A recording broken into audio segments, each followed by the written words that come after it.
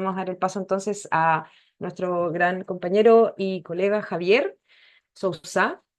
Él trabaja no solamente en Argentina, porque en la práctica Javier es partícipe de muchas iniciativas que tienen que ver con agroecología en América Latina. Entonces yo les voy a ir presentando todo el actuar maravilloso que tiene Javier, quien es coordinador para América Latina de la Red de Acción en Plaguicidas y sus alternativas en América Latina, RAPAL por estas siglas. Además, es coordinador del Centro de Estudios sobre Tecnologías Apropiadas de la Argentina y es miembro del Movimiento Agroecológico de América Latina y el Caribe, MAELA, y por supuesto, además, miembro de Gaia. Hace muchos años y también ha sido nuestro queridísimo profesor en los talleres de agroecología y desplastificación de nuestros alimentos. Javier hoy día va a presentarnos entonces su gran sabiduría y visión en una presentación donde puso reciclando residuos en la producción de alimentos. Por lo que dijiste, yo pertenezco a una organización aquí en Buenos Aires que se llama CETAR. Estamos entrando, justo esta es nuestra primera actividad en nuestros 40 años de vida.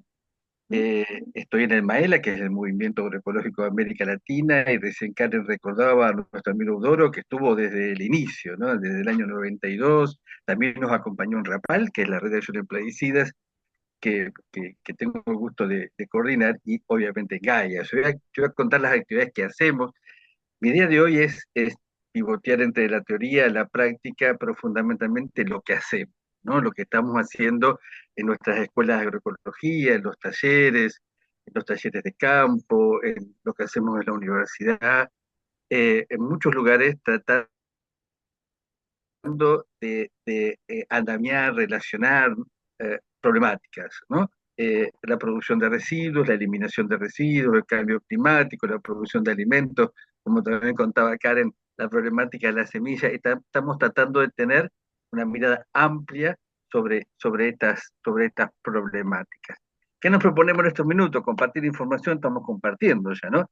Compartir nuestras estrategias de trabajo, los saberes, las prácticas, las esperanzas. Nosotros los que estamos hoy acá tenemos esperanza eh, de generar cambio primero en nosotros, nuestra familia, nuestra sociedad, integrar las problemáticas, las soluciones, ¿no? El problema de los residuos, la alimentación, las semillas, el cambio climático, y ver cómo podemos andar más soluciones.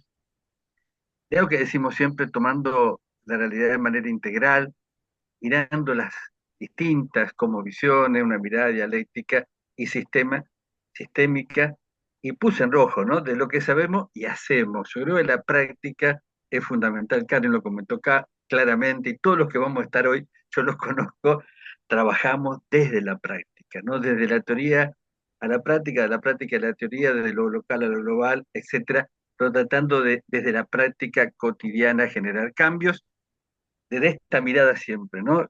Pensar de una sola salud, y tenemos problemáticas hoy, plaguicidas, fertilizantes, plásticos que contaminan el ambiente, repensar nuestra inclusión como seres humanos en la naturaleza y pensando en todos los seres vivos. No vamos a ver hoy, cuando hablemos de compostaje, desde la bacteria más chiquita nos permite vivir a nosotros que nos creemos, ¿no? La cima de la creación, pensar ese respeto de todos los seres vivos, de respetar los derechos de la naturaleza, y lo decimos siempre, si no respetamos los derechos de la naturaleza, no vamos a alcanzar el respeto por nuestros derechos a un ambiente sano, a un trabajo digno, a alimentarnos y a vivir justamente en armonía con la naturaleza. ¿Qué problemas tenemos hoy en esa mirada de producción, del consumo y del descarte? Bueno, generamos alta cantidad de residuos orgánicos, inorgánicos.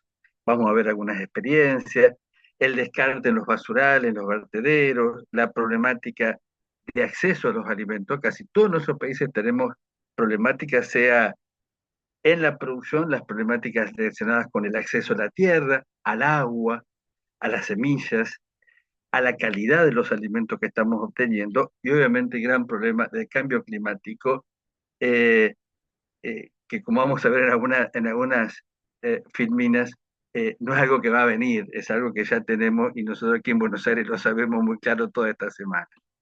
Esto lo voy a pasar muy rápido para no aburrirlos, ¿no? El gran consumo de plaguicidas. Ustedes, bueno, ¿qué tiene que ver los plaguicidas justamente con lo que estamos charlando hoy?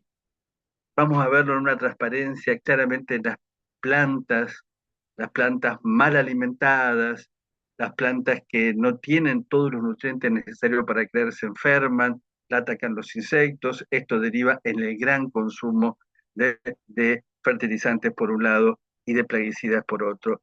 Y se unen justamente a estas problemáticas de Semoy, ¿no? El descarte de los envases de fertilizantes, de plaguicidas que contaminan el ambiente, el gran costo que esto tiene para la mayoría de los productores, las problemáticas ligadas al cambio climático, justamente cuando se queman estos envases, ¿no? Pensar justamente una problemática fuerte que tenemos, el uso de fertilizantes, ahí ligamos de vuelta a las dos problemáticas, ¿no? La urea produce nitroso, es uno de los gases de efecto invernadero. ¿Por qué tanto uso de fertilizantes? Porque no hay rotaciones, no hay asociaciones, no hay un abonado natural de los suelos y nosotros creemos que agregando 2 o 3 nutrientes específicos vamos con eso a tener una adecuada alimentación de las plantas. De vuelta, las plantas más alimentadas se enferman más y son atacadas por insectos.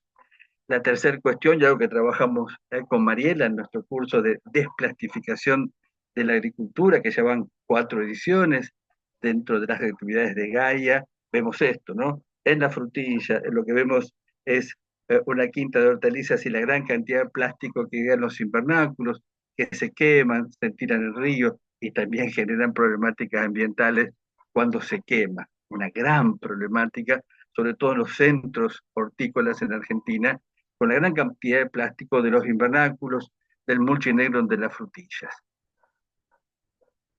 La problemática de las semillas, ya lo dijo recién Karen, no hay vida sin semillas y hoy las tenemos amenazadas por las leyes de propiedad, los transgénicos, los tratados internacionales como el DUPOP, nuestras propias dificultades como consumidores que queremos consumir determinadas variedades y abandonando otras. Esto lo vimos en la reunión donde estuvimos con miembros de Gaia en Paraguay, ¿no? Cuando charlábamos acerca de las semillas en el Congreso de Agroecología de Sogla, veíamos eso, la gran dificultad en Argentina, en Chile, en Paraguay, en Colombia, de que los consumidores quieren determinadas variedades, sean porque duran más en la heladera, tienen un tamaño menor, y esto hace que muchas semillas se vayan perdiendo.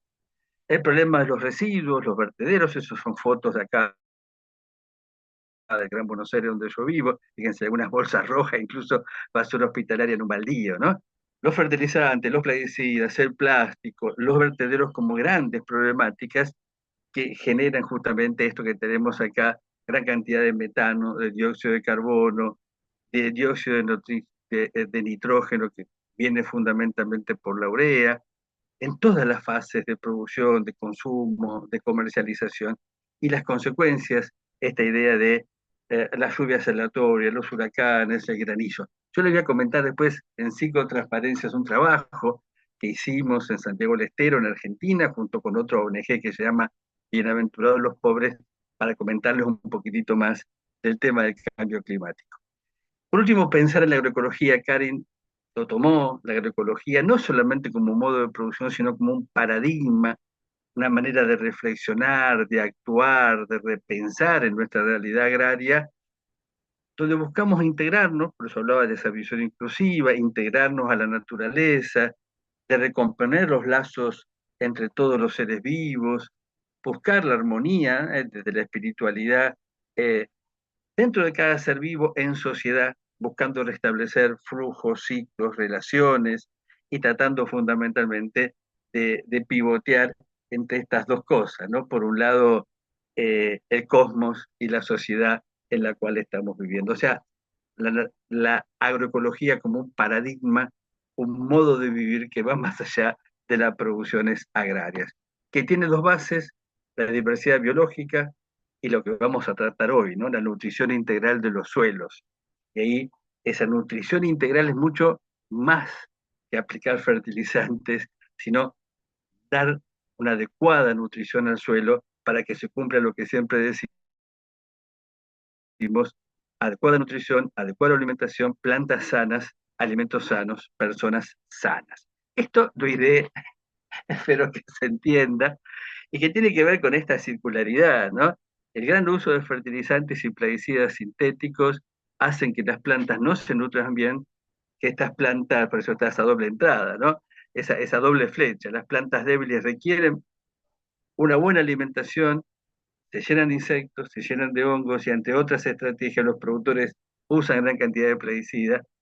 Ese uso de fertilizantes y de plaguicidas genera gases de efecto invernadero, crisis climática que afecta de nuevo a las plantas, ¿no? Y como tenemos que tener una mirada sistémica, holística, dialéctica, para ver las causas del cambio climático, cómo es que se produce y cómo afectan a las plantas y que tenemos que tocar ese todo. ¿Cómo hacemos para alimentar bien a las plantas, alimentando bien los suelos, justamente para prescindir, y esto se puede hacer, de fertilizantes y plaguicidas y con eso reducir los gases de efecto invernadero, planteando a su vez estrategias de adaptación crítica. En esta mirada de mitigar el cambio climático, reducir la producción de gases de efecto invernadero y de adaptarnos críticamente. ¿Cómo? Ahí aparecen los abonos orgánicos, espero que esto se entienda también, en el centro, ¿no? Estos abonos orgánicos que se producen de residuos biodegradables, todo aquello que algunas vivió puede transformarse en abono, los abonos para alimentar a las plantas, no solamente para alimentar a las plantas, para mejorar el suelo, como vamos a ver hoy, producir plantas en un Mostrocaren, yo voy a mostrar algunas fotos, hortícolas, frutales, aromáticas, medicinales, que sirven para la alimentación animal, incluidos nosotros que somos animales, que producimos estiércol, que pueden volverse a convertir en abono. Y como digo ahí, de esos abonos orgánicos podemos generar mitigación, reducir los gases de efecto invernadero y podemos adaptarnos críticamente al cambio climático. Cuando vimos adaptarnos críticamente, los suelos bien abonados retienen mejor el agua, retienen dióxido de carbono, permiten que las plantas crezcan bien y no requieren de tanto riego, por ejemplo, ¿no? Entonces digo, pensar esa circularidad de vuelta. El abono hecho con residuos, producir plantas, alimentarnos, producir nosotros residuos y volvemos el círculo adaptándonos críticamente al cambio climático. Y ahí tenemos esta circularidad de vuelta, ¿no? Las gallinas, para mí las gallinas son fundamentales, eh, porque son el intermedio entre muchas veces nuestros residuos y la bonera, ¿no?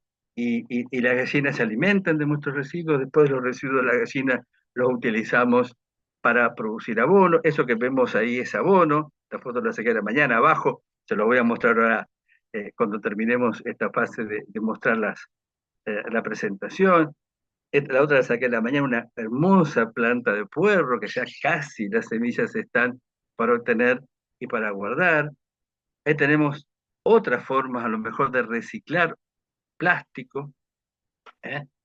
Entonces que después va a hablar Jorge, no me voy a anticipar, pero Jorge dice lo mejor no producirlo y es cierto, porque nunca vamos a alcanzar a reciclar todo nuestro plástico. Pero fíjense, yo voy a mostrar algunas imágenes in situ, por ejemplo, producir ahí plantines de ruda, de romero, de tomate, no usarlos tanto a los plásticos como a las latas de tomate, sea en una operación que se llama repique, que es el estadio intermedio entre las plantas de nuestros almácigos y cuando lo ponemos directamente en el piso, hacer almácigos, ahí ven algunos almácigos, las viejas latas de dulce, que son las mejores que tenemos, algunos esquejes de, de, de, de, mm, romero, de ruda, de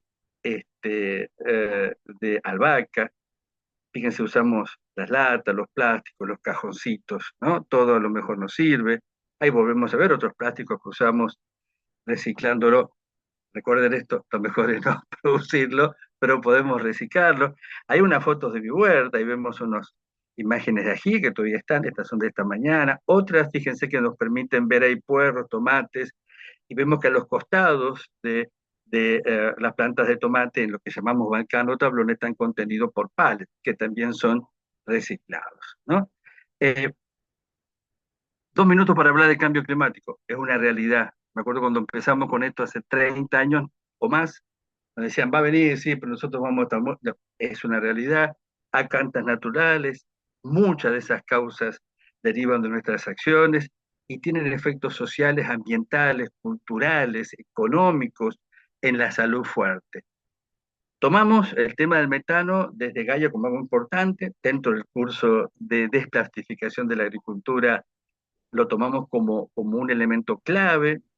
Si bien se encuentra naturalmente, claramente las actividades humanas hemos aumentado la producción de metano, fundamentalmente en actividades que tienen que ver con los vertederos, los basurales, donde se produce un proceso de putrefacción, de pudrición de la materia orgánica, y esto está bueno y lo vamos a charlar después. No es lo mismo la decomposición que la pudrición. La pudrición genera metano, y como decíamos antes, el metano es mucho más eficaz para retener el calor que otros gases.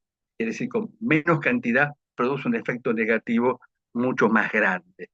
Y ahí tenemos el gran problema de los basurales. 3 minutos para hablar de este proyecto de cambio climático con PP. Nos interesaba ver qué percibían las personas en Santiago del Estero. Para los que no conocen, Santiago del Estero en Argentina está casi en el centro norte del país. Es una zona muy seca que ha sufrido muchos desmontes. Quizás es una de las zonas agrícolas de nuestro país más viejas. Ahí justamente se llama Madre de Ciudades porque fue la primer ciudad eh, eh, en la colonización, podemos decir, de lo que fue Argentina. Y ahí en Santiago trabajando, eh, viendo el tema del cambio climático, tratamos de ver cómo lo percibían las personas. Y no nos vamos a ahondar mucho, no nos alcanza el tiempo, ¿no? Pero las personas decían, hay modificación en la luna, en el comportamiento de los animales, en la floración, aumento de calor hasta de noche. Y esto producía un efecto psicológico feo, no se puede dormir, cambios en los días que son más calurosos o más fríos, ¿no? Y en el tema de las lluvias también, Santiago del Estero es un lugar donde no llueve mucho y se producen a veces inundaciones en algunos lugares de tanta cantidad de agua, ¿no? Desaparecen las granizadas, hay más heladas, algunas temprano, otras más tarde, o sea, vemos la percepción de las personas y cómo las afecta, ¿no? Determinan largos periodos de sequía, mayor incidencia de los insectos, lluvias intensas, lluvias muy intensas, esto créame, produce que a veces había zanjas en los lugares en Santiago donde nunca existieron lluvias torrenciales, ¿no? Y dice, eh, las casas no se hacen como antes para soportar el calor, es algo que también vemos, ¿no? Como lo cultural, generando modificaciones que creemos que son importantes para mejorar el confort, hace que justamente con el calor no se pueda usar. Más mortandad de animales, se pierden los postes porque se descalzan, se salen del suelo por la erosión hídrica y eólica, ¿no? Y digo, es una problemática y los trabajadores, las productoras, los productores dicen la adaptación del cambio climático tiene que ser integral y fundamentalmente nos dice el problema, la respuesta, la resiliencia no es solo ambiental sino social. O sea, las respuestas no son solamente tecnológicas, sino viendo la tecnología como una construcción desde a lo mejor las sociedades. Eh, ¿Venimos bien, Marielo? ¿Me queda cuánto tiempo? Te quedan 3 minutitos, Javier. Bueno, ve muy rápido. Acopio de pasos para generar abono. Bueno, copiamos los materiales, producimos los abonos, los cultivamos en la huerta. Cari lo contó recién, ¿no? Alimentamos nuestra gallina, producimos nuestra semilla. Esa es la idea que me gustaría que a lo mejor nos quedara de hoy, ¿no? Digo, en todas nuestras actividades donde producimos alimentos, en la producción, en el transporte, en la comercialización, se produce una gran cantidad de residuos. Algunos son reciclables, algunos biodegradables, ¿eh? Y esta tiene que ver una gran diferencia. Muchos, y esto lo aprendimos en Gaia, ¿no? Charlando, compartiendo, hay muchos eh, productos como los plásticos que tienen un origen orgánico, los dinosaurios, y que sin embargo no se pueden, no son biodegradables, no los podemos usar en nuestras saboneras.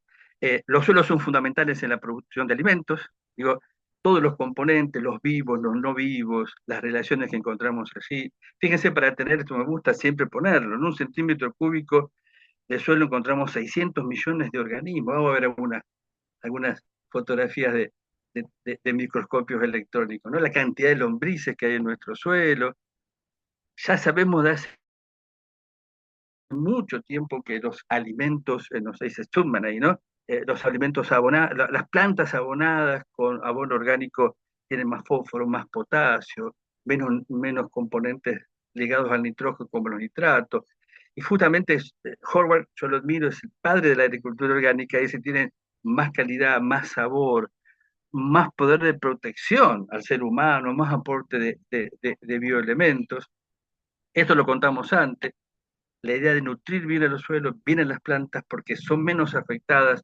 Esta es la teoría de la trofobiosis, del equilibrio, del alimento, de Jacques, porque justamente las plantas bien alimentadas tienen la posibilidad de disponer de más de 50 elementos minerales, ¿no? Y verdaderamente eso hace al equilibrio y que sean menos atacadas por insectos y por los hongos, ¿sí?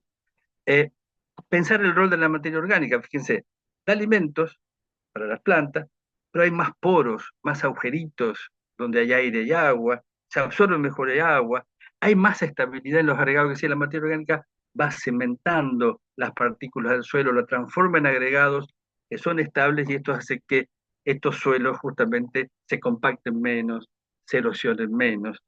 Los suelos tienen más profundidad que permite que crezcan las plantas y sobre todo las raíces fundamentales para la estabilización y la infiltración. Hay dos aboneras, una que tenemos que tener en nuestras casas y la otra un gran emprendimiento de Pablo, un amigo de Porto Alegre, parecen montañas, ¿no? de, de abono orgánico que podemos ver. ¿Qué necesitamos? Algo lo dijo Karen, materiales ricos en nitrógeno y en carbono. Muchas veces fallamos en nuestras aboneras porque mucho material seco, rico en carbono, poco en nitrógeno, excepciones de animales, pastos verdes, agua fundamental. No está pasando ahora que no llueve, por lo menos acá en Buenos Aires. Hay que regar la abonera porque los microorganismos, al igual que nosotros, necesitan comida, agua, aire y un lugar para procrearse, comer y reproducirse. Agua, oxígeno, calor, que van a producir los mismos organismos, y los microorganismos que son fundamentales para esta producción. Vamos a tener que dar un minuto en esta, que tiene que ver con la descomposición de la materia orgánica. Para mí, el ciclo más importante que a lo mejor podemos tener. Todo lo que alguna vez vivió, ¿sí? La materia orgánica se transforma en humus, cantidad de insectos, bacterias que hacen muchos procesos y el humo se transforma en minerales. Esto está bueno saberlo.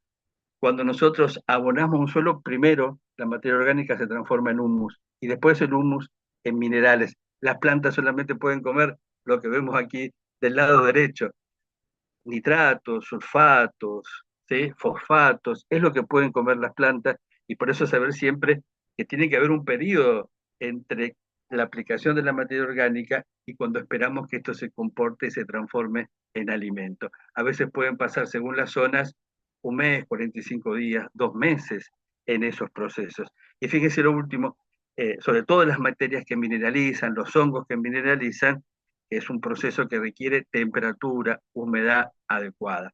Una gran orquesta, pero si falta que toque el violín, la orquesta no puede funcionar. Y esto hace justamente que la gran diferencia entre la descomposición, la humificación, la mineralización y la pudrición. En una pudrición no se generan estos minerales, sino que se genera una gran cantidad de metano.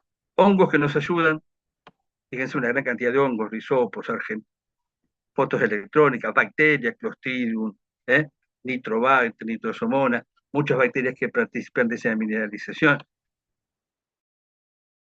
Los actinomicetos, que son aquellos que nosotros reconocemos no porque lo vemos, sino por el olor. ¿No? Pero cuando está por llover y sentimos ese olor rico, bueno, son los actinomicetos que están allí descomponiendo la materia orgánica y son muy importantes porque degradan materia orgánica compleja, la más dura, la lignina.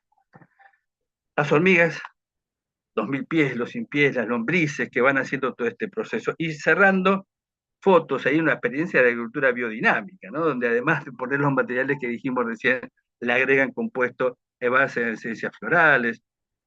En Catamarca, una bonera especial, ahí Cristina, Catamarca, sobre todo medanitos, el nombre lo dice, si no hay abono, hay médanos, hay arena. Y si se vuela de noche, por eso hay que taparlo. ¿Cómo ligamos todo esto a la soberanía alimentaria, a producir nuestros alimentos? Fíjense, todo lo que alguna vez vivió se transforma en abono en alimento, y ahí está el tema de la soberanía alimentaria, donde tenemos el acceso, la producción y sobre todo lo que aparece ahí, la calidad de los alimentos. Podemos comer, no alimentarnos bien, porque la calidad no es buena, están contaminados con plaguicidas, están ultraprocesados y no nos alimentan verdaderamente. Y esta sí es la última.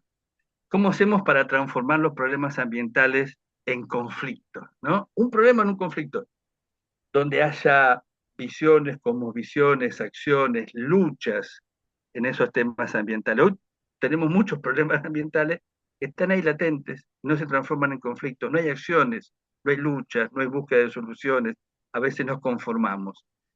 ¿Cómo cambiamos nuestros hábitos, nuestros estilos de vida? Los que están escuchando un perro ladrando y también un pajarito que tengo acá al lado que está piando por suerte. ¿Cómo mejoramos el acceso a la información, la capacitación en los territorios comunitarios? Esta es la gran acción. Creo que todos vamos a charlar hoy sobre eso. Asumir nuestro rol ciudadano, las políticas públicas, pero políticas con gente, con tecnologías apropiadas, con trabajo, con encuentro. Pensar también en los acuerdos internacionales, ¿no? Nos pasa muchas veces en el convenio de Estocolmo, cuando se habla de basurales, que trabajamos esta problemática. En el convenio de biodiversidad que fue el año pasado se trabajó mucho el tema de la problemática, en el convenio de cambio climático, trabajar estas problemáticas a nivel internacional. Y ahí les agradezco mucho, está mi mail, la página web de Rapal.